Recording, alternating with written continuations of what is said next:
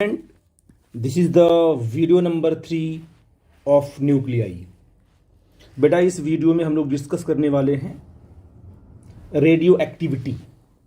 ठीक है ना, रेडियो एक्टिव एलिमेंट के बारे में हम लोग डिस्कस करने वाले हैं। और रेडियो एक्टिविटी क्या होती है इसको मैंने पहले ही बताया था आपसे, है ना। जो सेकेंड वीडियो थी उसमें डिस्कस भी किया था कि जब कोई हैवी न्यूक्लियाई या लार्ज साइज का न्यूक्लियाई अगर है तो due to the imbalance forces वो जो न्यूक्लियाई है वो अपने अंदर से पार्टिकल को बाहर निकालता है अपने आप को स्टेबल करने के लिए। ठीक है ना।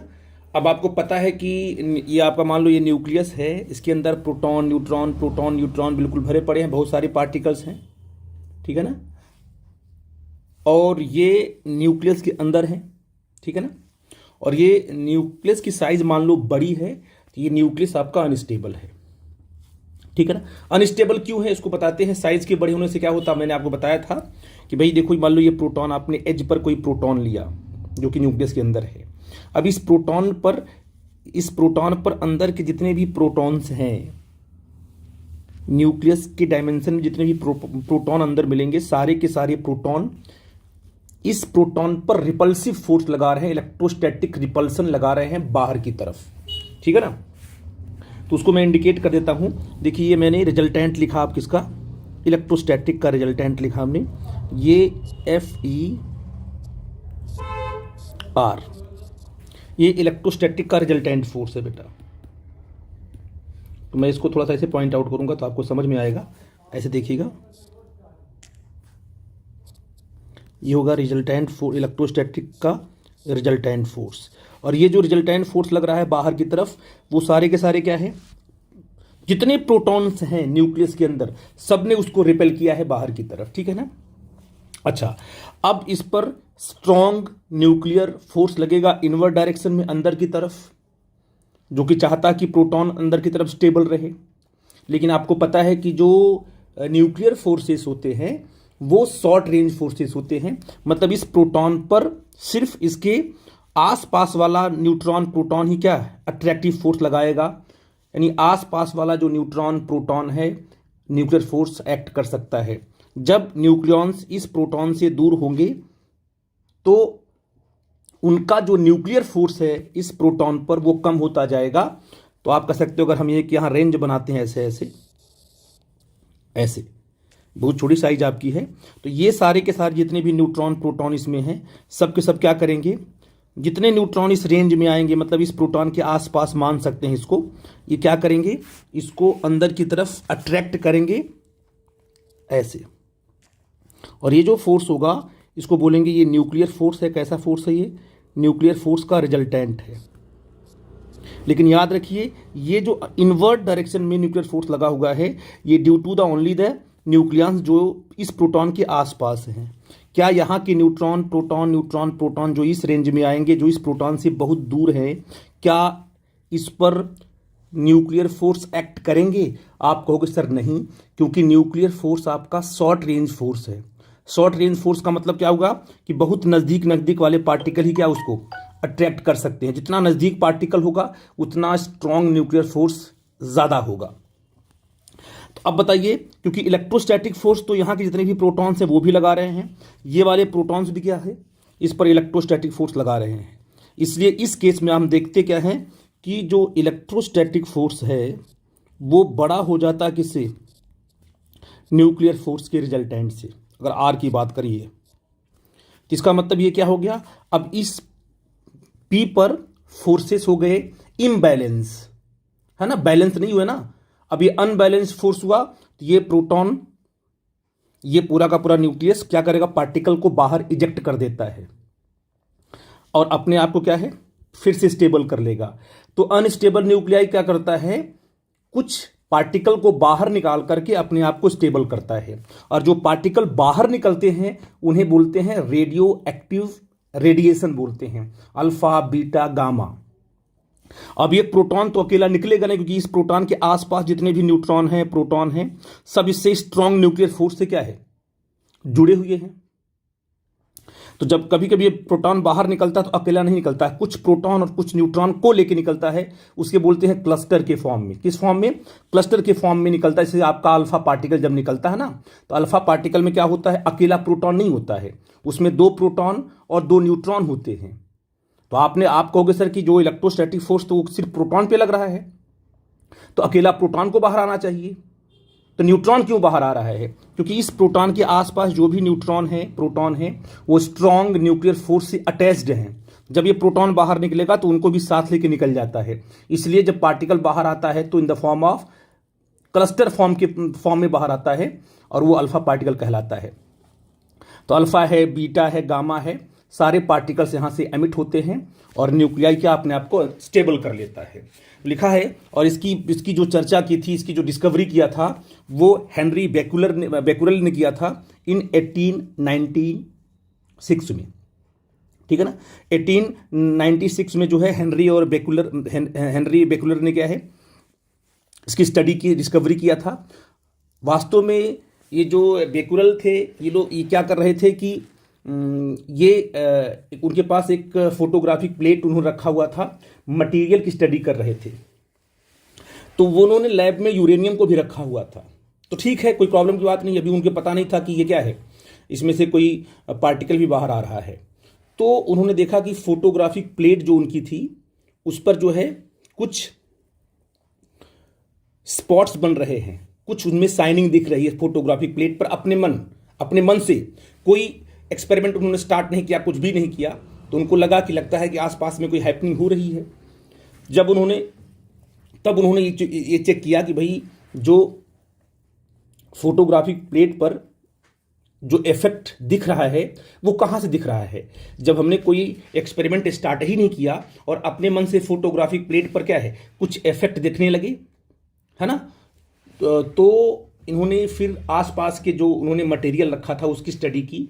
तो उनको फिर चला पता कि यार जो हमने यूरेनियम रखा हुआ है, वो उसके जो न्यूक्लियस होते हैं वो इटसेल्फ क्या हो रहे हैं, डिसइंटीग्रेट हो रहे हैं। अपने अंदर से क्या है, कुछ पार्टिकल्स बाहर निकाल रहे हैं, और पार्टिकल जाकर के फोटोग्राफिक प्लेट पे गिर रहे हैं, और तभी फोटोग्राफिक प्लेट पर इफेक्ट हमको दिख रहा है, ठीक है ना। तो फिर जाकर के वहां पर फिर स्टडी उन्होंने की, फिर उनको अल्फा, बीटा, गामा, जो पार्टिकल के नेचर के हिसाब से सबका उन्होंने नाम रखा। तो ये तो देखा गया कि भाई यूरेनियम का जो अगर न्यूक्लियस होगा तो लार्ज साइज का है, वो अनस्टेबल होगा, और वो क्या करेगा, पार्टिकल को इजेक्ट करेगा, थ्रो कर देगा अपने अंदर से, और अपने आप को स्टेबल कर लेगा। तो लिखा है यहाँ पर देखिए, due to imbalance of forces inside the nucleus, electrostatics बाहर की तरफ और स्ट्रॉन्ग न्यूक्लियर फोर्स अंदर की तरफ, are due to the limited range of nuclear force. क्या है, न्यूक्लियर फोर्स की रेंज कैसी होती है, लिमिटेड होती है, बहुत दूर तक नहीं होती है। Are due to the limited range of nuclear forces, nuclides spontaneously disintegrate, particle को बाहर निकाल के अपने आप को छोटा कर लेता है न्यूक्लियाई स्टेबल करने के लिए, इनटू अदर न्यूक्लियाइड जो कि छोटा है पहले से। And this phenomena is called the radio activity, ठीक है ना। तो इस फिनोमेना क्या बोला गया, इस फिनोमेना को बोला गया कि ये radioactivity, this phenomena is known as radioactivity. And जो पार्टिकल बाहर निकल रहा है ये अल्फा, बीटा, गामा, उसको बोला गया रेडियो एक्टिव रेडिएशन, ठीक है बेटा जी। तो बेटा जी ये तो आपका हो गया रेडियो एक्टिविटी क्या है, उसको मैंने एक्सप्लेन कर दिया, ठीक है ना। अल्फा, बीटा, गामा का स्पॉन्टेनियस बाहर निकलना न्यूक्लियस से और उसको अपने आप को स्टेबल करना, ये जो फिनोमेना है उसके बोलते हैं रेडियो एक्टिविटी, ठीक है ना। और एक कर्व बनाया गया आपके कंपेडियम में है, स्टेबिलिटी कर्व, ठीक है ना। ये देखा गया जब न्यूक्लियस की स्टडी हो रही थी, तो ये देखा गया कि जो छोटे न्यूक्लियाई होते हैं जो कि स्टेबल हैं, ये स्टेबिलिटी कर्व है। तो जो स्टेबल न्यूक्लियाई हैं उनमें उनके अंदर क्या प्रॉपर्टी है, तो जो स्टेबल न्यूक्लियाई होते हैं उनके अंदर प्रोटॉन और न्यूट्रॉन के नंबर की स्टडी की गई कि क्या कुछ ऐसी बात तो नहीं है कि प्रोटॉन और न्यूट्रॉन के नंबर अगर बराबर हैं तो वो न्यूक्लियाई मोर स्टेबल होगा, या प्रोटॉन के नंबर ज़्यादा हैं न्यूट्रॉन के कम हैं तब मोर स्टेबल होगा। इस तरीके से उन्होंने क्या है, आपने इसके पहले बाइंडिंग एनर्जी कर्व देखा था, ठीक है ना। तो इस प्रकार से अलग अलग न्यूक्लियाई को रख करके जो स्टेबल न्यूक्लियाई थे उनको इकट्ठा किया गया और उनकी प्रॉपर्टी के बारे में देखा गया कि भाई क्या ये कोई ऐसी कॉमन प्रॉपर्टी मिल जाए जिससे हम बोल सकते हैं कि अगर ये प्रॉपर्टी किसी न्यूक्लियस के पास होगी तो वो स्टेबल होगा, ठीक है ना। तो ऐसी कोई कॉमन प्रॉपर्टी मिली नहीं, ठीक है ना, कि एक प्रॉपर्टी आप कॉमन मिल जाए और कह दो कि ये प्रॉपर्टी किसी भी न्यूक्लियस के पास होगी तो स्टेबल होगा, ऐसा कुछ उनको नहीं मिला। तो क्या मिला, उन्होंने देखा कि नंबर ऑफ प्रोटॉन और नंबर ऑफ न्यूट्रॉन, सॉरी ये न्यूट्रॉन है, ये आपका न्यूट्रॉन है, ठीक है। तब उन्होंने क्या देखा कि जो छोटे न्यूक्लियस जिसमें जैसे अल्फा पार्टिकल है 2He4 है, 2 प्रोटॉन 2 न्यूट्रॉन, आपका जो ऑक्सीजन है, ठीक है बेटा जी, उसमें क्या है 8 और 16 है बेटा ना, तो 8 प्रोटॉन और 8 न्यूट्रॉन। तो जो छोटे न्यूक्लियाई हैं जिनमें नंबर ऑफ प्रोटॉन और न्यूट्रॉन क्या है, छोटे जो न्यूक्लियाई हैं और स्टेबल हैं, जैसे अल्फा पार्टिकल है, हाइड्रोजन अल्फा पार्टिकल है, ऑक्सीजन है ना, कार्बन है, ये जो स्टेबल न्यूक्लियाई हैं इनमें एक प्रॉपर्टी देखी गई कि नंबर ऑफ प्रोटॉन और नंबर ऑफ न्यूट्रॉन अगर बराबर हैं तो ये स्टेबल हुई। तो इसका मतलब क्या हुआ,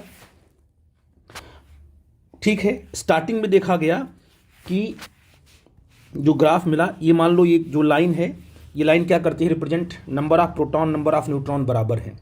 लेकिन लाइन कैसी मिली देखो, बताता हूं मैं आपको, कर्व आपका कुछ ऐसे मिला,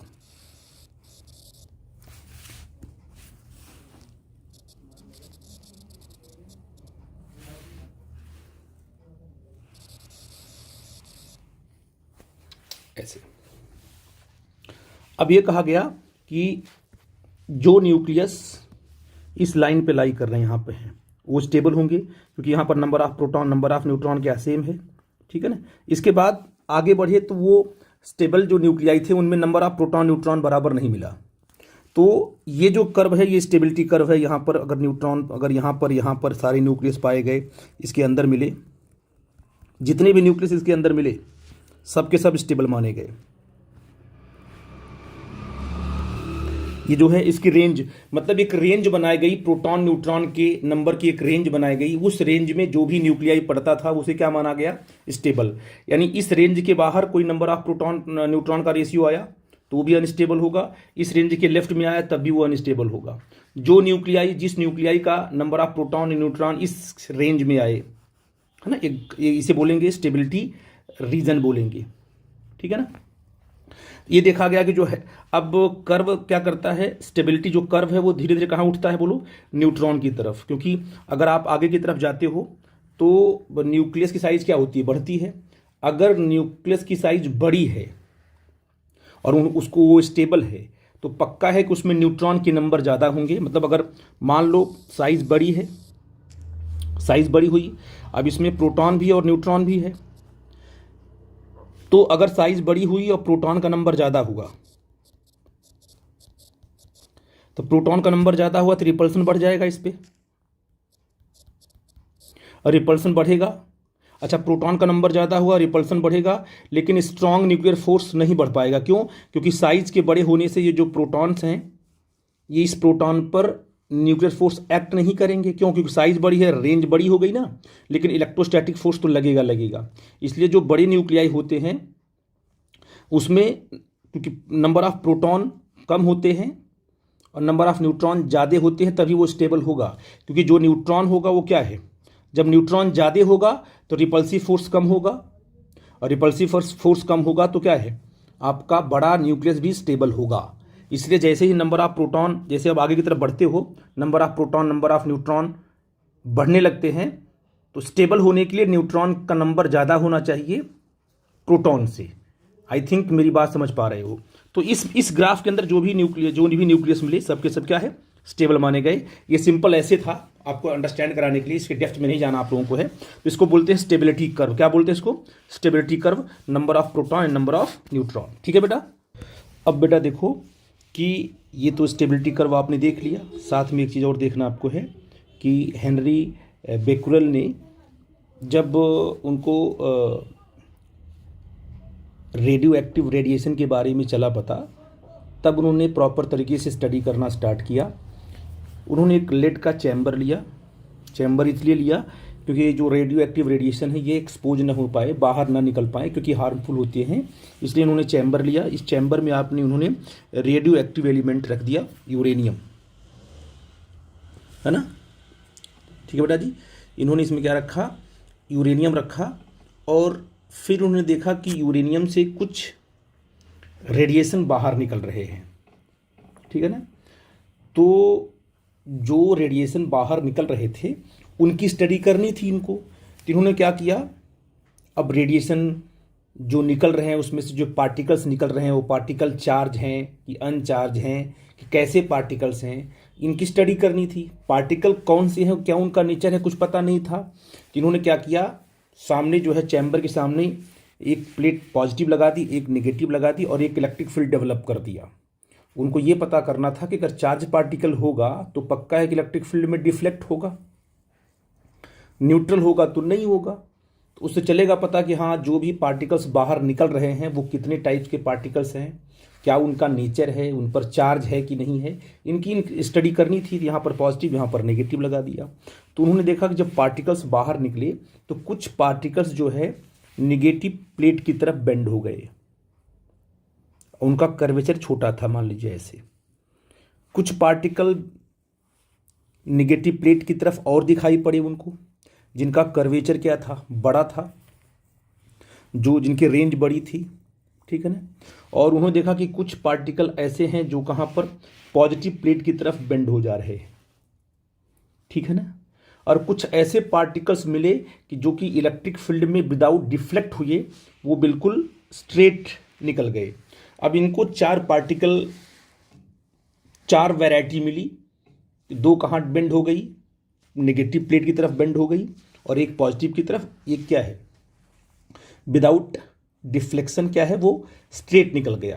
तो ये तो कंफर्म हो गया कि जो पार्टिकल्स नेगेटिव प्लेट की तरफ बेंड हो रहे हैं, है ना, वो तो पॉजिटिव चार्ज है, क्योंकि इलेक्ट्रिक फील्ड क्या कर रही है, उनको राइट साइड में बेंड कर दे रही है। इसका मतलब क्या है कि ये इस वाले पार्टिकल का नेचर और इसका नेचर वो पॉजिटिव है। इन दोनों चार्जेस की बात की गई, पॉजिटिव चार्ज दोनों हैं। और जो कहाँ बेंड हुआ, जो बेंड हुआ पॉजिटिव चार्ज की तरफ, जो बेंड हुआ प्लेट की तरफ, जो बेंड हुआ उसको नेगेटिव चार्ज माना गया। और जो इलेक्ट्रिक फील्ड में डिफ्लेक्ट नहीं हुआ, स्ट्रेट निकल गया, अब ये कहा गया या तो वो कोई न्यूट्रल पार्टिकल हो, न्यूट्रॉन हो, या तो फोटॉन हो। न्यूट्रॉन तो फिजिकल पार्टिकल है, वो भी न्यूट्रल है, और फोटॉन भी क्या है, जो इलेक्ट्रोमैग्नेटिक रेडिएशन, वो भी न्यूट्रल है। अब ये जो स्ट्रेट निकल गया, इन दोनों में से कोई एक हो सकता था, चाहे न्यूट्रॉन या तो फोटॉन। जब स्टडी की गई तो ये देखा गया कि ये जो पार्टिकल निकल रहा है, जो डिफ्लेक्ट नहीं हो रहा है, वो तो न्यूट्रल है ही, और साथ में वो फिजिकल पार्टिकल नहीं है, यानी वो न्यूट्रॉन नहीं है, वो है गामा। गामा मतलब क्या होगा, ये है फोटॉन, इलेक्ट्रोमैग्नेटिक रेडिएशन है, ठीक है ना। तो अब इसकी क्या है, इससे इनको बड़ी हेल्प मिली कि सारे पार्टिकल को डिफ्रेंशिएट करने के लिए। फिर एक एक पार्टिकल की उनकी स्टडी हुई, फिर चेक किया गया कि जो पार्टिकल जो जिसकी रेंज ज़्यादा है, इसका मतलब ये है कि इलेक्ट्रिक फील्ड में वो कम डिफ्लेक्ट हुआ, इलेक्ट्रिक फील्ड उसके पाथ को कम बेंड कर पाई, इसका मतलब वो पार्टिकल हैवी होगा, है ना, भारी होगा, ज़्यादा उसका वेट होगा, इसलिए वो जल्दी मुड़ा नहीं। जो हल्का पार्टिकल है, जो लाइट पार्टिकल है, वो जल्दी बेंड हो गया होगा, इसका मतलब इसका मास क्या होगा, ज़्यादा होगा, इसका मास कम होगा, ऑब्वियस है। तो ये देखा गया फिर, और इसका मास भी क्या है, कम है, क्योंकि जल्दी ये मुड़ गया।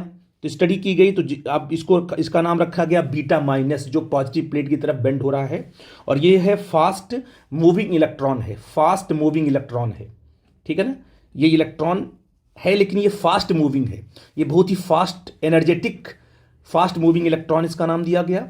और ये बीटा पार्टिकल, इन दोनों का मास बराबर माना गया, ठीक है बेटा जी, लेकिन इन पर चार्ज क्या है, जस्ट अपोजिट है, इसलिए इसको बोला गया ये पॉजिट्रॉन है। ये क्या है, इसको बीटा प्लस कहा गया, इसको बोला गया ये पॉजिट्रॉन है।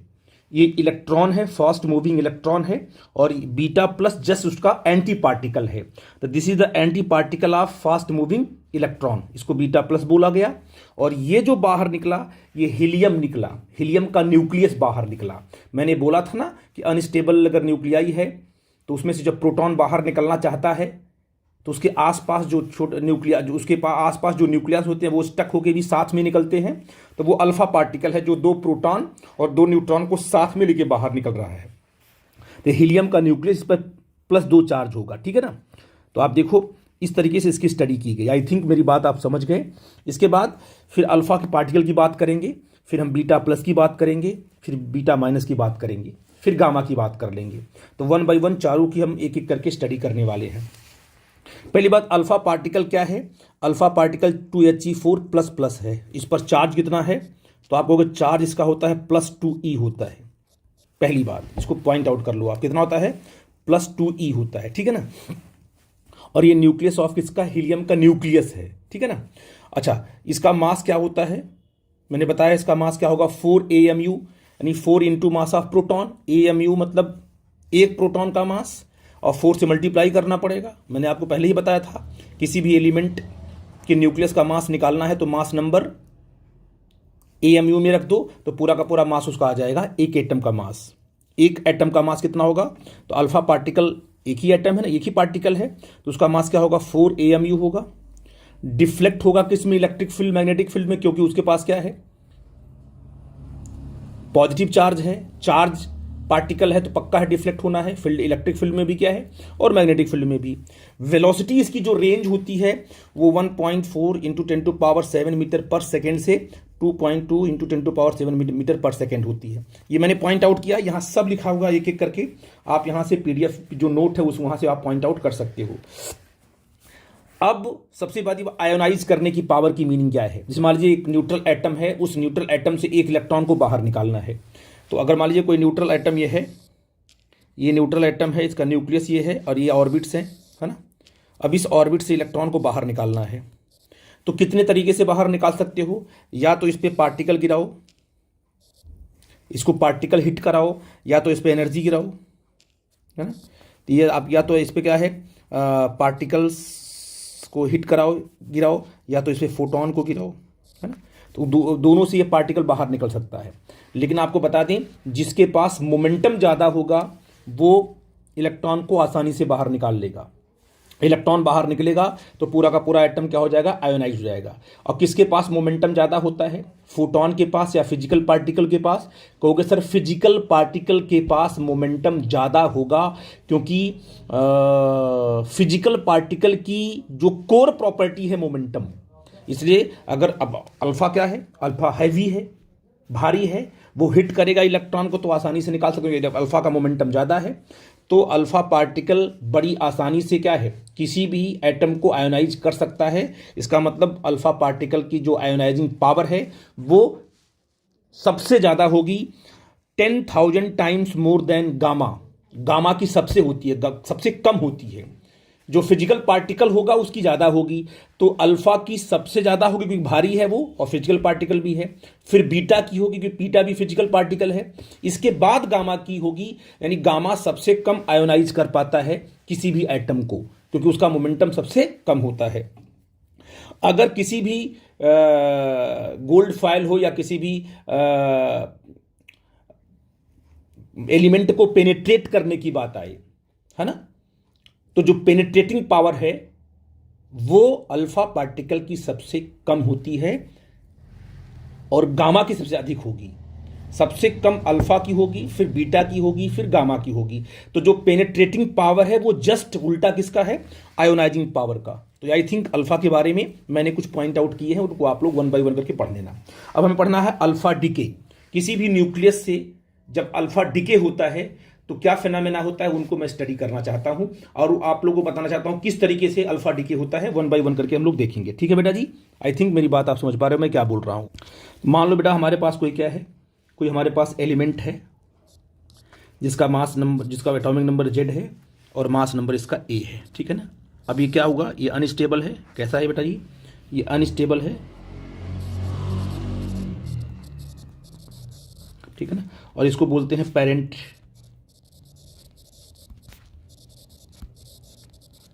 ये आपका पेरेंट न्यूक्लियस है, ठीक है ना। अब ये क्या होगा? डिसइंटीग्रेट होगा, पार्टिकल को बाहर निकालेगा। मान लो उसने अल्फा पार्टिकल को बाहर निकाला तो यहाँ पर जो नया एलिमेंट बनाया उसने वो क्या बनाया, वाई बनाया, ठीक है ना। और प्लस उसने क्या किया,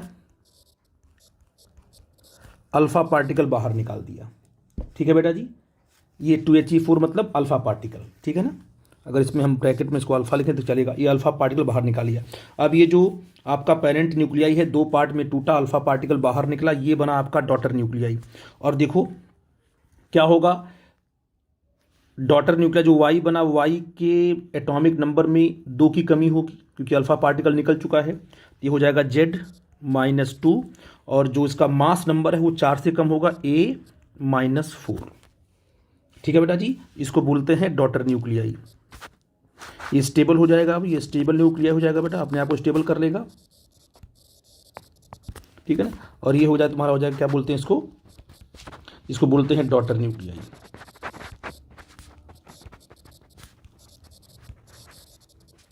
ये आपका डॉटर न्यूक्लियस है, ये आपका अल्फा पार्टिकल है। अब बताइए कि ये हायर एनर्जी स्टेट में है और ये दोनों क्या हैं, लोअर एनर्जी स्टेट में है। तो 100% श्योर है कि जब हम इसका मास की बात करेंगे, इसके मास की बात करेंगे, तो इसका मास इन दोनों के मास के सम से ज़्यादा होगा क्योंकि ये अनस्टेबल है ना। तो इसका मास, वाई का मास ले लेंगे और mass of Y and mass of alpha जब ऐड करेंगे तो उसका जो मास मिलेगा आपको हमेशा एक्स के मास से कम होगा। इसका मतलब क्या है कि यहाँ पर एनर्जी भी रिलीज होगी, है ना बेटा जी। तो यहाँ पर क्या है, एनर्जी आपकी रिलीज होगी, है ना, जिसे बोलते हैं बैंडिंग एनर्जी। आई थिंक मेरी बात समझ पा रहे हो मैं क्या बोल रहा हूँ। ये एनर्जी रिलीज होगी। ये पूरा का पूरा जो है अल्फा डीके का रिएक्शन है। कोई डाउट होगा तो डिस्कस करना बेटा इसमें। आई थिंक मेरी बात समझ गए कि डॉटर न्यूक्लियाई बना, अल्फा पार्टिकल निकला और एनर्जी भी क्या है, रिलीज हुई। और सबसे बड़ी बात है, ये जो एनर्जी रिलीज हो रही है, देखो इस पर आपने कोई बाहर से फोर्स तो लगाया नहीं था इसको तोड़ने के लिए, ये तो स्पॉन्टेनियसली अपने मन से हुआ है, दो पार्ट में टूटा हुआ है। तो पहले जो इसका मोमेंटम था, क्योंकि जो मोमेंटम होता है ना वो अगर एक्सटर्नल फोर्स के एब्सेंस में हमेशा कंजर्व होगा। अगर सिस्टम पर कोई बाहर से फोर्स नहीं लगाया गया है तो मोमेंटम इज ऑलवेज कंजर्व। तो जो आपका पेरेंट न्यूक्लियस था वो पहले से वो तो अनस्टेबल था, तो इसके अंदर इंटरनली क्या हुए, इंटरनली जो इनमें इम्बैलेंस फोर्सेस आए, ये क्या है, due to the internal forces ये ब्रेक हुआ दो पार्ट में। तो इसका जो इनिशियल मोमेंटम है पी.आई. ये तो जीरो है। तो इस सिस्टम का जो लेफ्ट साइड का इनिशियल मोमेंटम जीरो है, तो राइट साइड का भी क्या है, पूरा का पूरा जो फाइनल मोमेंटम होगा वो भी क्या होगा, जीरो ही होगा। क्योंकि दोनों का मोमेंटम, दोनों साइड का मोमेंटम जीरो होना चाहिए। क्यों? क्योंकि आपने कोई एक्सटर्नल फोर्स नहीं लगाया है, तो initial momentum is equal to final momentum. I think मेरी बात आप समझ गए मैं क्या बोल रहा हूँ। ये भी, इस कंसेप्ट को भी आपको लेके आगे बढ़ना पड़ेगा, ठीक है। अब देखिए ये जो एनर्जी रिलीज हो रही है, ये जो एनर्जी, प्रॉब्लम है कि एनर्जी कहाँ जा रही है, किस फॉर्म में है, लाइट के फॉर्म में बाहर निकल रही है कि हीट के फॉर्म में बाहर निकल रही है कि एक्सरेज के फॉर्म में बाहर निकल रही है कि अल्ट्रावायलेट के फॉर्म में। तो ये एनर्जी किस फॉर्म में बाहर निकलती है हमें उसकी स्टडी करनी है। वास्तव में एनर्जी न तो लाइट के फॉर्म में बाहर निकल रही है न तो हीट के फॉर्म में बाहर निकल रही है। ये जो एनर्जी है, मतलब इनमें जो मास का डिफरेंस आया ना, वो वाई का मास, और वाई का मास ले लिया आपने, अल्फा का मास लिया आपने, ऐड किया तो एक्स के मास से ये कम हुआ, दोनों का मास सम किया, जो कम हुआ वो हुआ मास डिफेक्ट। उसी के बराबर जो एनर्जी आपको यहां दिखाई पड़ेगी। अब ये जो एनर्जी है, ये जो है इन दोनों पार्टिकल को काइनेटिक एनर्जी प्रोवाइड करने में जो है कि यूज हो रही है। ये एनर्जी किसी भी फॉर्म में बाहर नहीं निकल रही है। This energy in the form of क्या है, kinetic energy to the parent nuclei and alpha particle, ये इन दोनों में डिस्ट्रीब्यूट हो जाती है। आई थिंक मेरी बात आप समझ पा रहे हो। इसको बोलते हैं क्यू एनर्जी। क्या बोलते हैं इसको? क्यू एनर्जी, या तो इसको in the sense of quality energy बोल सकते हो। This is known as Q energy. I think मेरी बात समझ पा रहे हो मैं क्या बोल रहा हूं। अब इसका कैलकुलेशन करना हो तो कैसे करेंगे? आपको पता है कि दोनों का मोमेंटम क्या होगा। जैसे मान लीजिए आपने कहा कि सर ये एक्स है, ये किस में कन्वर्ट हुआ, ये वाई में कन्वर्ट हुआ, प्लस किस में कन्वर्ट हुआ, अल्फा में कन्वर्ट हुआ। तो इसका मोमेंटम कितना होगा भाई, इसके पास भी इसका मोमेंटम और इसका मोमेंटम दोनों का सम करोगे जीरो, क्योंकि आपका इसका जो मोमेंटम है पी एक्स कितना है बोलो, ये तो जीरो है ना आपका, तो इनका भी मोमेंटम जीरो होना चाहिए। लेकिन इनके पास क्या है, काइनेटिक एनर्जी है। क्योंकि जो एनर्जी बाहर निकल रही है क्यू एनर्जी वो इनको मिल रही है। तो अल्फा पार्टिकल अगर कहाँ जाएगा, राइट साइड में, किस वेलोसिटी से, v अल्फा से। कहाँ जाएगा, अगर ये राइट साइड जाएगा तो पक्का है कि जो आपका डॉटर न्यूक्लियाई कहाँ जाएगा, वो लेफ्ट में जाएगा। क्यों? क्योंकि जो इसका मोमेंटम और जो इसका मोमेंटम दोनों का सम जीरो होगा और मोमेंटम की डायरेक्शन जस्ट अपोजिट होगी तभी जीरो होंगी ना। तो ये आपका होगा वी वाई। तो what is the V Y? V Y is the velocity of the parent daughter nuclei and V alpha is the velocity of the alpha particle. Right में लेफ्ट में पता है, जैसे आपका एक बॉम्ब जब एक्सप्लोड होता है, मिसाइल जब एक्सप्लोड होती है, जब फटती है तो कुछ पार्ट कहाँ जाएंगे, राइट साइड में, कुछ पार्ट कहाँ जाएंगे, लेफ्ट साइड में। ऐसा होता है क्योंकि मोमेंटम को वहाँ कंजर्व करना पड़ता है।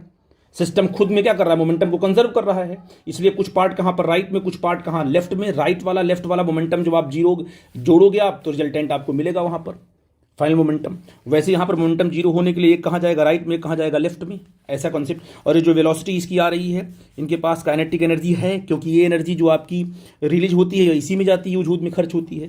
तो अगर हम बात करते हैं कि जो क्यू एनर्जी है ना, जो क्यू एनर्जी है वो कहाँ जा रही है, इसकी काइनेटिक एनर्जी में और इसकी काइनेटिक एनर्जी में। तो आप कह सकते हो जो क्यू एनर्जी है आपकी वो क्या है, 1/2 m y वी वाई का square. M Y is the mass of the Y element plus 1/2 m alpha V alpha square. I think इस बात को समझ गए मैं क्या बोलना चाहता हूं। तो जो क्यू एनर्जी आपकी है वो पेरेंट न्यूक्लियाई की काइनेटिक एनर्जी एंड क्या है, डॉटर की पेरेंट सॉरी जो वाई है ना, वाई आपका डॉटर न्यूक्लियाई है ना, ये जो आपका इस न्यूक्लियाई के वाई जो आपका डॉटर न्यूक्लियाई है उसके काइनेटिक एनर्जी में और प्लस जो पार्टिकल बाहर निकला है उसकी काइनेटिक एनर्जी में खर्च होता है। दोनों को सम करेंगे तो क्या आएगा, क्यू एनर्जी के बराबर आएगा। ठीक है, आई थिंक इस बात को आप समझ गए। इसमें कोई डाउट होगा तो आप पूछना बेटा। अब यहाँ से मोमेंटम अगर आप कंजर्व करोगे तो आप कहोगे सर वास्तव में क्या होगा, क्योंकि इनका मोमेंटम कंजर्व होना चाहिए, तो कहोगे सर यहाँ से एम वाई एंड क्या है, वी वाई, इसका मोमेंटम किसके बराबर होगा, M alpha and V alpha, तभी तो इनका सम जीरो होगा। तो इसका मोमेंटम और इसका मोमेंटम दोनों बराबर होगा और जस्ट अपोजिट होगा, तभी तो इक्वल जीरो आना चाहिए, क्योंकि यहाँ पर पी एक्स क्या ऑलरेडी जीरो है, मोमेंटम ऑफ एक्स क्या है पहले से जीरो है, इनका सम भी जीरो होना चाहिए, तभी होगा जब दोनों बराबर होंगे। आई थिंक आपने यहाँ पर मोमेंटम को भी कंजर्व कर दिया और जो क्यू एनर्जी है वो दोनों पार्टिकल के काइनेटिक एनर्जी में खर्च हो रही है, जो आपका डॉटर न्यूक्लियाई है और जो अल्फा पार्टिकल है। एक बात मैं और बता दूं आपको कि जो क्यू एनर्जी आपकी है इसका मैक्सिमम पार्ट किसको मिलता है, अल्फा पार्टिकल को, क्योंकि आपका जो डॉटर न्यूक्लियाई है वो भारी है, वो हैवी है ना। अल्फा पार्टिकल तो बहुत छोटा होता है ना, देखो ना यहाँ पर ये जो बड़ा न्यूक्लियस है ये टूट करके ये इसमें कन्वर्ट हुआ, पेरेंट डॉटर में कन्वर्ट हुआ और अल्फा पार्टिकल में कन्वर्ट हुआ। ये तो पार्टिकल है, तो पार्टिकल बाहर निकल रहा है, वो अलग बात है कि हीलियम का न्यूक्लियस है, लेकिन ये बहुत ही छोटा इन कंपेयर टू आई। तो मैक्सिमम काइनेटिक एनर्जी किसको मिलती है, अल्फा पार्टिकल को मिलती है, और अल्फा पार्टिकल बहुत ही एनर्जेटिक तरीके से बाहर निकलता है और हाई वेलोसिटी से 10⁻⁷ मीटर पर सेकेंड के ऑर्डर से बाहर निकलता है। तो मैक्सिमम काइनेटिक एनर्जी कौन कंट्रीब्यूट कर रहा है, कौन ले रहा है, अल्फा पार्टिकल लेता है। आई थिंक मेरी बात आप समझ पा रहे हो मैं क्या बोल रहा हूं। ठीक है बेटा जी। और अगर क्यू वैल्यू को आपको निकालना है कि ये जो एनर्जी है इसको कैलकुलेट करना है तो आप कैसे कर सकते हो, एनर्जी मास जो रिलेशन है आइंस्टीन का एनर्जी मास रिलेशन क्या है, मास ऑफ क्या कहोगे सर कि mass of X minus bracket में mass of Y minus mass of alpha particle, है ना। ये आएगा तुम्हारा कितना आएगा, यही तो आएगा डेल्टा एम आएगा ना, मास डिफेक्ट आएगा। आई थिंक मेरी बात समझ पा रहे हो मैं क्या बोल रहा हूँ। तो आप ये कह सकते हो कि जो आइंस्टीन मास रिलेशन है ई इक्वल टू क्या होता है बेटा जी, एम इंटू सी स्क्वायर। तो इस मास के करस्पॉन्डिंग जो एनर्जी होगी वही तो क्यू वैल्यू होगी। तो क्यू वैल्यू क्या होगी, क्यू एनर्जी क्या होगी बेटा जी, बोलिएगा। एम कितना है, डेल्टा एम इंटू सी स्क्वायर, है ना, जो मास डिफेक्ट आया। तो आप कह सकते हो सर क्यू वैल्यू यहां से क्या हो जाएगा,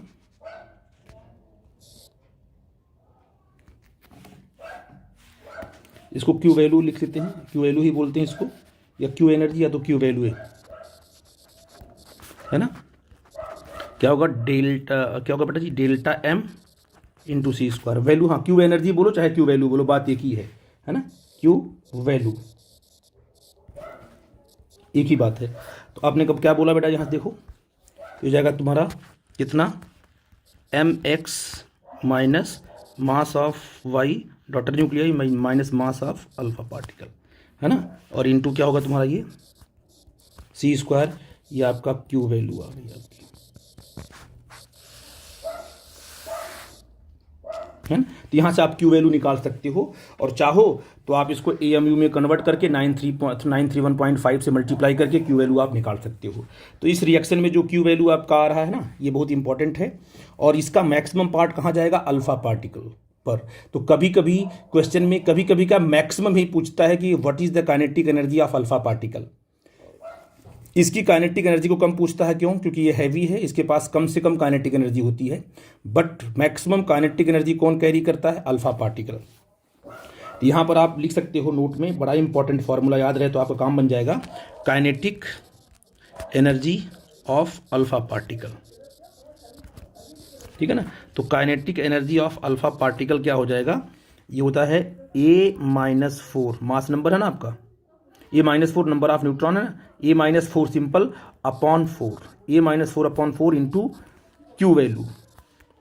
ये फार्मूला आपको याद होना चाहिए हमेशा के लिए, है ना। कैसे आया उसकी बात नहीं करना आपको है, A-4 upon 4 into Q value. यहाँ से आप क्या है, kinetic energy of alpha particle calculate कर सकते हो।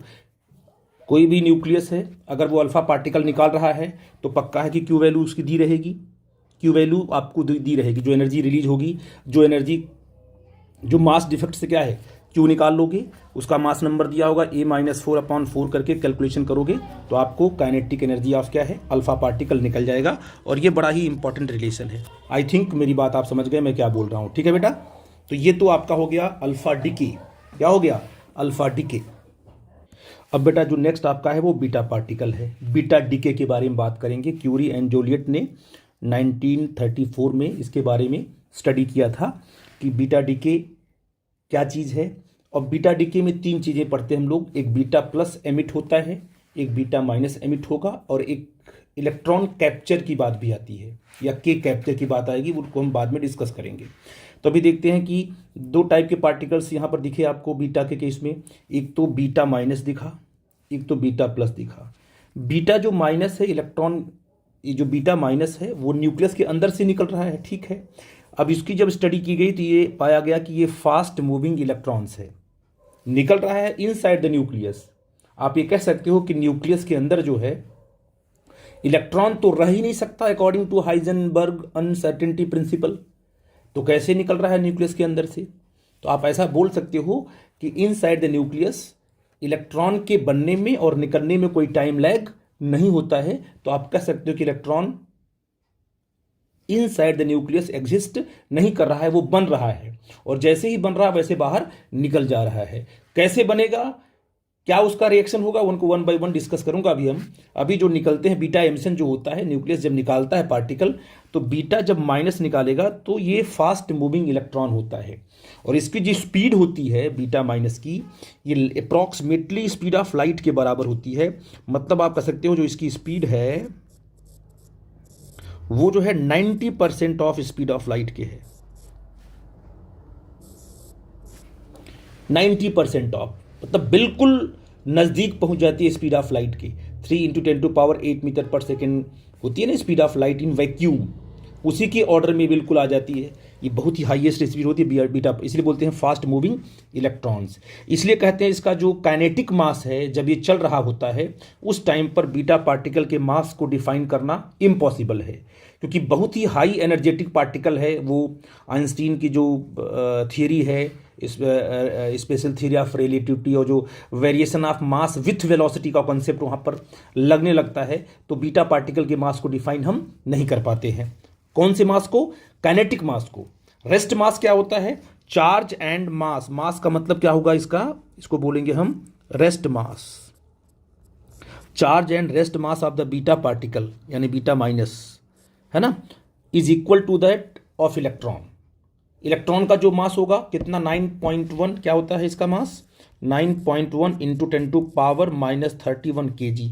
ये जो इलेक्ट्रॉन का मास है यही मास बीटा पार्टिकल का होता है, रेस्ट मास, ठीक है ना। काइनेटिक मास तो इम्पॉसिबल है, उसकी बात ही चर्चा ही नहीं कर सकते हम लोग। तो ये तो बीटा पार्टिकल बिल्कुल इलेक्ट्रॉन ही है वो, ठीक है ना बेटा जी, बट वो फास्ट मूविंग इलेक्ट्रॉन है। आई थिंक इसकी बात आप, ये जब निकलता है तो इसके बारे में ये देखा गया, इतनी प्रॉपर्टीज की थी जो मैंने आपको बताई। साथ में बीटा प्लस भी निकलता है, तो जो बीटा प्लस है इसकी सारी प्रॉपर्टी बीटा माइनस के बराबर है। सिर्फ जो है बीटा प्लस जो है, बीटा प्लस पर जो है पॉजिटिव चार्ज होता है, और ये पॉजिटिव चार्ज जो है इन मैग्नीट्यूड इलेक्ट्रॉन के चार्ज के बराबर होता है। जितना इलेक्ट्रॉन पर चार्ज है उतना ही चार्ज बीटा प्लस पे भी होता है, लेकिन यहां पर प्लस चार्ज होता है, वहां पर माइनस चार्ज होता है। और बीटा प्लस का मास बीटा माइनस का मास सेम होता है, दोनों की वेलोसिटी की रेंज सेम होती है, इसमें कोई प्रॉब्लम की बात नहीं है। यहां मैंने दिखाया, देखो यहां पर जो मैंने दिखाया है इनके देखो, जितना ये रेंज बना रहा है उतना ये भी रेंज बना रहा है, दोनों का मास सेम है, दोनों की वेलोसिटी सेम रहती है। बट ये क्या है, इस पर पॉजिटिव चार्ज, इस पर नेगेटिव चार्ज, इस पर पॉजिटिव चार्ज है। इसलिए कहते हैं कि जो आपका बीटा पार्टिकल है इसे बोलते हैं पॉजिट्रॉन। ये प्रोटॉन नहीं है, ये पॉजिट्रॉन है, और this is the anti particle of electron. Electron का ये क्या है, एंटी पार्टिकल माना जाता है। सिर्फ चार्ज से इसमें डिफरेंसेस मिलते हैं, एक पर नेगेटिव एक पर पॉजिटिव, और सब कुछ इसका सेम होता है। ये प्रोटॉन नहीं है, प्रोटॉन का मास तो इलेक्ट्रॉन के मास से ज़्यादा होता है, बट बीटा प्लस का जो मास होता है इलेक्ट्रॉन बीटा माइनस के मास के बराबर होता है, ठीक है ना। अब इसकी कुछ प्रॉपर्टी है, क्या है कि ये इलेक्ट्रिक फील्ड मैग्नेटिक फील्ड में डिफ्लेक्ट होगा, क्योंकि इसके पास चार्ज है, और जिस पार्टिकल के पास चार्ज होता है वो डिफ्लेक्शन शो करता है। और they move with velocity 90% of light, 3 × 10⁸ आपको पता है। आयोनाइजिंग पावर क्या होती है, जो आयोनाइजिंग पावर है आपको पता है कि मैंने बोला था कि जो पार्टिकल जितना हैवी होगा उतना ज़्यादा आयोनाइज करेगा एटम को। तो आप देखिए बीटा पार्टिकल क्या है, अल्फा से हल्का है, इसलिए ionising power less than alpha particle, obvious है, नो प्रॉब्लम। लेकिन पेनिट्रेटिंग पावर क्या होगा, जो पार्टिकल जितना ही छोटा होगा, जितना ही लाइट होगा, वो उतना जल्दी ही क्या है, पेनिट्रेट कर पाएगा किसी भी बॉडी को। तो penetrating power of beta particle more than alpha particle. ये कुछ प्रॉपर्टीज़ हैं, यहाँ पर भी सारी प्रॉपर्टीज़ को हमने पॉइंट आउट किया है, उसको आप लोग देख लेना बीटा पार्टिकल में। यहाँ मैंने आपको एक ब्रीफ में आपको मैंने चीज़ों को एक्सप्लेन किया हुआ है, ठीक है ना। अब इसकी इक्वेशन की बात कर लेते हैं। सबसे पहले हम क्या करते हैं, सबसे फर्स्ट में पहला हम देख लेते हैं बीटा प्लस डीके, ना बेटा जी, ये हम पढ़ने वाले बीटा प्लस डीके। क्या होगा, इसको हम ऐसे भी लिखते हैं क्योंकि आप लिखते हो अब बेटा देखो हम लोग बीटा प्लस डीके की बात करते हैं, ठीक है ना। तो बीटा प्लस को हम इस प्रकार से रिप्रेजेंट करते हैं, ई, ये जो नीचे लिखते हैं ना, ये चार्ज नंबर होता है, जैसे हमने ये है ना एक्स जेड एक्स लिए लिखा है ना, जेड एक्स ए, ये जो जेड है ना वो नंबर ऑफ प्रोटॉन को रिप्रेजेंट करता है, और साथ साथ में इस एलिमेंट के चार्ज को भी रिप्रेजेंट करता है। पॉजिटिव चार्ज है ना आपका जेड, तो वैसे जो भी इस पर चार्ज है, कितना चार्ज है, +1, यहाँ लिखते हैं, ऊपर आपका मास नंबर है। तो आपको पता है कि पॉजिट्रॉन के पास तो कोई प्रोटॉन होता नहीं है, इसलिए इसका 0 रख दिया, इस पर चार्ज है तो +1 कर दिया। तो इसका नोटेशन इस तरीके से रहता है, ठीक है ना, पॉजिट्रॉन एमिशन बोलेंगे इसको। अब देखो क्या है, ये आपका प्रोटॉन है, ठीक है ना। अब देखिए कि किसी भी न्यूक्लियस से कैसे निकल रहा है बीटा प्लस।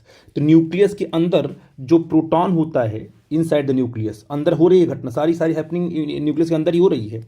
जब ये प्रोटॉन ब्रेक होता है किसमें, एक न्यूट्रॉन में और एक पॉजिट्रॉन में, प्रोटॉन टूटेगा, मतलब प्रोटॉन तो खत्म हो गया, क्या बन गया, न्यूट्रॉन बन गया, और क्या बन गया, पॉजिट्रॉन बन गया, ठीक है ना।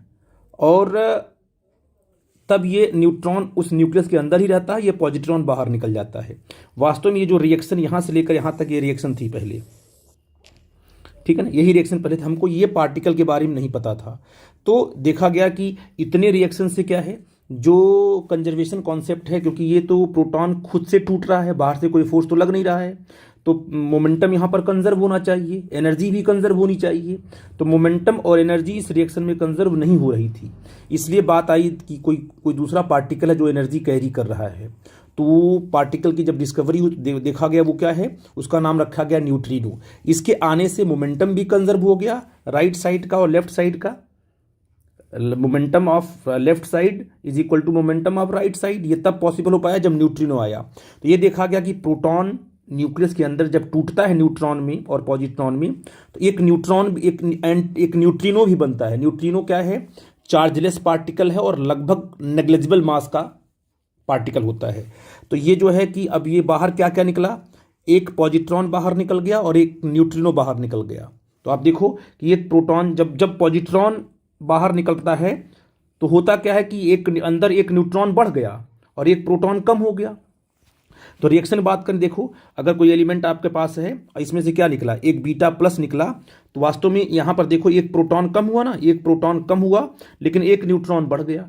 तो एक प्रोटॉन के कम होने से क्या होगा, जो आपका डॉटर न्यूक्लियाई होगा उसके एटॉमिक नंबर में एक की कमी आ जाएगी और मास नंबर वही रहेगा, क्योंकि एक प्रोटॉन कम हुआ है तो एक न्यूट्रॉन तो बढ़ा भी तो है, इसलिए मास नंबर का क्या होता है, number of proton plus number of neutron. तो यहां पर जब भी बीटा प्लस बाहर निकलेगा तो डॉटर न्यूक्लियाई के एटॉमिक नंबर में एक की कमी आएगी, मास नंबर ज्यों का त्यों होगा, बीटा पार्टिकल प्लस बाहर निकलेगा और न्यूट्रिनो पार्टिकल बाहर निकलता है ये। ठीक है बेटा जी। अब बात करते हैं इलेक्ट्रॉन एमिशन की, कि जब बीटा माइनस होता है तो बीटा माइनस क्या है, देखो इलेक्ट्रॉन का मास नंबर 0 है, चार्ज नंबर कितना, -1 है। तो ऐसे करते हैं इसको रिप्रेजेंट, इसको बोलते हैं इलेक्ट्रॉन एमिशन। इलेक्ट्रॉन कब निकलता है, क्योंकि इलेक्ट्रॉन वास्तव में न्यूट्रॉन के अंदर ही दिखाई पड़ेगा, क्योंकि न्यूट्रॉन तो न्यूट्रल है, उसके अंदर प्रोटॉन भी, पॉजिट्रॉन भी होगा, इलेक्ट्रॉन भी होगा। आई थिंक इस बात को समझ पा रहे हो। तो जब एक न्यूट्रॉन किस में टूटा, प्रोटॉन में, और एक इलेक्ट्रॉन में, देखो इधर का जो है कि मास नंबर भी कंजर्व है और चार्ज नंबर भी कंजर्व है। मास नंबर कितना, 1 है, देखो यहाँ पर 1 मिला आपको, और आपका चार्ज नंबर देखो 1 -1 0 हो गया, इधर का भी 0 हो गया। तो चार्ज भी कंजर्व है, मास नंबर भी, सब कुछ कंजर्व आपका है। तो आप देखो इस तरीके से, अब ये प्रोटॉन, यानी कहने का मतलब अब न्यूक्लियस के अंदर एक न्यूट्रॉन कम हुआ और एक प्रोटॉन बढ़ गया, और ये जो है इलेक्ट्रॉन और प्लस एंटी न्यूट्रिनो, जो कि मोमेंटम और एनर्जी को कंजर्व करने के लिए आया था, तो एक इलेक्ट्रॉन और एक एंटी न्यूट्रिनो बाहर निकलते हैं। अब आप कहोगे सर कि न्यूट्रिनो और एंटी न्यूट्रिनो में क्या डिफरेंसेस हैं, ये दोनों जो है न्यूट्रिनो का एंटी पार्टिकल है, एंटी न्यूट्रिनो, इन दोनों में सिर्फ डिफरेंस क्या होता है, ये दोनों स्पिन इनकी डिफरेंस होती है, इन दोनों में क्या है, स्पिन का डिफरेंस होता है। ठीक है ना, अगर ये अप होगा तो ये डाउन होगा, ये डाउन होगा तो ये अप होगा, इन दोनों के स्पिन में डिफरेंसेस होते हैं। ठीक है ना, दोनों में बस एक ही डिफरेंस आपका है। तो ये आपने कहा कि ये बीटा माइनस निकलेगा, साथ में एंटी न्यूट्रिनो लेके निकलेगा, और देखो रिएक्शन में क्या होगा, ZXA। तो आपने कहा कि जब बीटा माइनस निकला तो वास्तव में न्यूट्रॉन प्रोटॉन में कन्वर्ट हुआ है, तो न्यूक्लियस के अंदर एक प्रोटॉन तो एक्सेस हो गया, तो यहां हो जाएगा Z+1, और मास नंबर में कोई फर्क नहीं पड़ेगा, क्योंकि एक न्यूट्रॉन प्रोटॉन में एक न्यूट्रॉन कम हो रहा है तो एक प्रोटॉन बढ़ रहा है। मास नंबर होता है क्या, number of proton plus number of neutron, इसलिए आप कह सकते हो कि यहां पर मास नंबर ज्यों का त्यों रहेगा। आई थिंक मेरी बात समझ पाए कि बीटा माइनस डीके में क्या होने वाला है। एक आता है के कैप्चर, इलेक्ट्रॉन कैप्चर। कभी कभी क्या होता है कि जो न्यूक्लियस है अपने सबसे नजदीक वाली ऑर्बिट, जिसे बोलते हैं के शेल, कि इलेक्ट्रॉन को अपने अंदर खींच लेता है। जब इलेक्ट्रॉन न्यूक्लियस के अंदर चला जाएगा तो वो तो वहाँ पर स्टेबल रह नहीं सकता है, तो इलेक्ट्रॉन जाएगा तो क्या करता है, ये इलेक्ट्रॉन न्यूक्लियस के अंदर की प्रोटॉन से आपस में क्या है, रिएक्शन करता है। तो इलेक्ट्रॉन प्रोटॉन आपस में अटैच हो जाते हैं। तो जो क्या होगा, जब इलेक्ट्रॉन कैप्चर होगा, इसे बोलते हैं इलेक्ट्रॉन कैप्चर। जब इलेक्ट्रॉन न्यूक्लियस के अंदर कैप्चर होगा तो एक प्रोटॉन क्या करेगा, इलेक्ट्रॉन के साथ कंबाइन होकर क्या बनाएगा, एक न्यूट्रॉन बनाएगा और साथ में एंटी न्यूट्रिनो बनाएगा, सॉरी साथ में बनाएगा न्यूट्रिनो, ये तो बाहर निकल जाता है, न्यूट्रिनो पार्टिकल बाहर निकल जाता है। ठीक है बेटा जी। तो आप रिएक्शन की बात देख लो, तो क्या होगा, अब एक प्रोटॉन एलिमिनेट हो गया एक इलेक्ट्रॉन के कैप्चर होने से, क्या बन गया, एक न्यूट्रॉन एक्सेस हो गया। तो जब आपका इलेक्ट्रॉन कैप्चर होगा किसी भी एलिमेंट में तो ZXA है, Z में एक की कमी आने वाली है, तो क्या हो जाएगा Z-1, और आपका मास नंबर ज्यों का त्यों रहने वाला है A, और ये आपका न्यूट्रिनो बाहर निकलेगा। इसको बोलते हैं इलेक्ट्रॉन कैप्चर। जब भी ये भी बीटा डीके की कैटेगरी में ही आता है, 3 हुए, beta plus, beta minus and के कैप्चर, ये 3 की हम लोग स्टडी करते हैं, तीनों का हमने रिएक्शन लिखा है। आई थिंक आप लोगों को ये बात समझ में आई होगी। थैंक यू बेटा।